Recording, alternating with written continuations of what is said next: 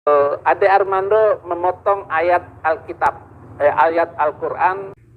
Jadi kalaupun ada persoalan tentang Al-Quran, itu adalah bukan soal ayatnya, melainkan tafsiran ayatnya. Sebagai contoh, kaum NU kan juga membaca Al-Quran yang sama, tapi ternyata mereka tidak membaca ayat-ayat itu sebagai perintah memerangi non-Muslim.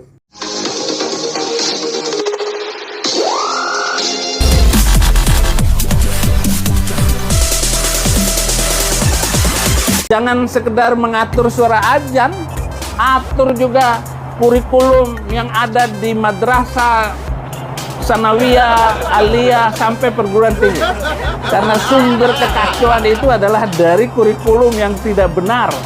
Bahkan kurikulum di pesantren, Pak, jangan takut untuk dirombak. Bapak periksa, ganti guru-gurunya yang... Karena pesantren itu melahirkan kaum radikal semua.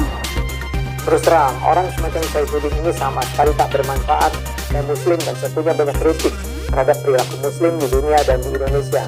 Saya juga punya banyak kritik terhadap cara penafsiran keagamaan di Indonesia. Tapi kalau kita ingin mengkritik, kritik kita seharusnya didasarkan dengan akal sehat. Coba kita ulangi pernyataan Saifuddin. Dia menuduh pesantren sebagai sumber radikalisme. Ini mengarang bebas namanya. Mayoritas pesantren itu NU. Dan NU justru tidak mengajarkan radikalisme dan terorisme. Memang ada sih pesantren radikal, tapi itu minoritas. Sebagai contoh, Menteri Agama yang dipuji-pujinya itu jebolan pesantren. Saya nggak tahu soal pesantren Al-Zaitun tempat Saifuddin pernah mengajar. Mungkin sekali pesantren itu menanamkan radikalisme. Tapi ya itu jangan dijadikan contoh yang digeneralisasi ke pesantren-pesantren lain. Kedumuan Saifuddin berikutnya adalah soal ayat-ayat Al-Quran.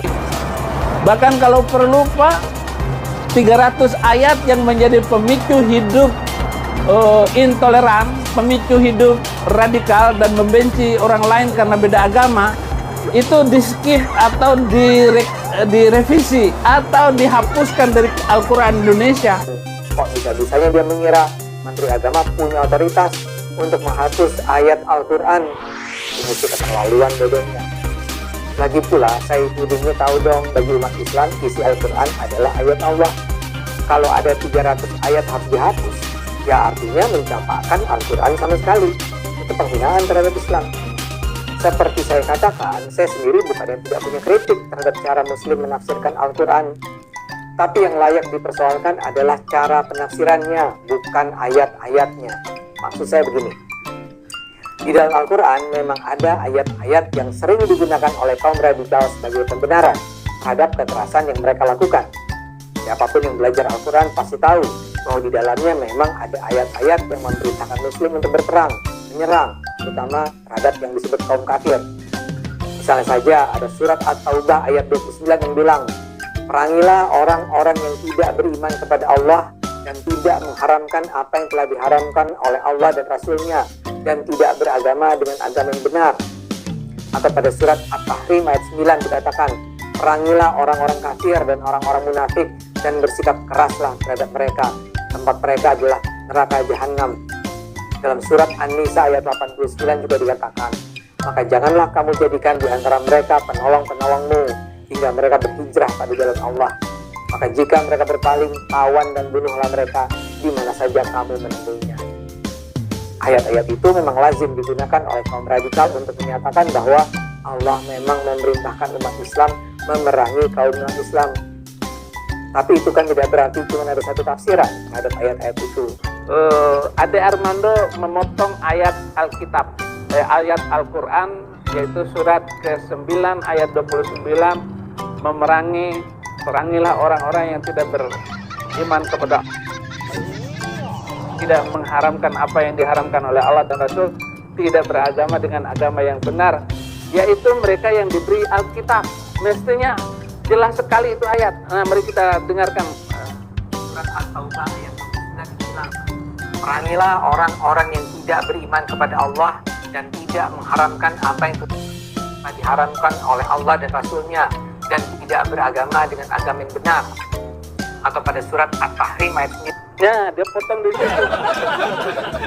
Padahal minal ladzina utul kitab, yaitu orang-orang yang diberi Alkitab.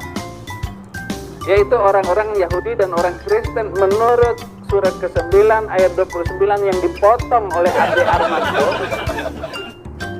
Dia nggak punya logika di situ, Ade Armando, sehingga dia benar-benar memotong ayat Al-Quran itu sendiri. Padahal saya meminta dengan tulus kepada Pak Menteri Agama, bagaimana agar 300 ayat Al-Quran ini kita minta direvisi.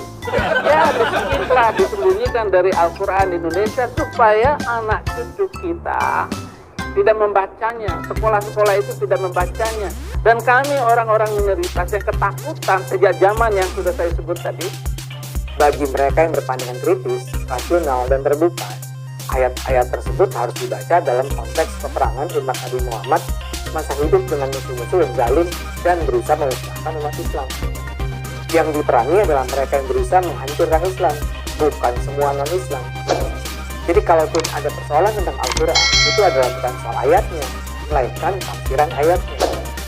Sebagai contoh, kaum NU kan juga membaca Al-Quran yang sama, tapi ternyata mereka tidak membaca ayat-ayat itu sebagai perintah memerangi non-Muslim. Jadi soalnya ada pada penafsiran, bukan soal ayat. Kalau Saifuddin mau memberi saran, berilah saran agar Kementerian Agama mengembangkan penafsiran Islam yang moderat, yang kritis, rasional, dan kontekstual. Tapi barangkali harapan semacam ini terlalu tinggi juga dialamatkan pada Saifuddin. Masalahnya dia sendiri juga berpikiran sempit dan bodoh. Dia sendiri tidak menggunakan akal sehat, sehingga pernyataan yang keluar dari mulutnya tidak mencerminkan kecerdasan. Wahai kau yang berhati gelap, yang selalu dalam jalan kesesatan, ingatlah bahwa kau akan mati.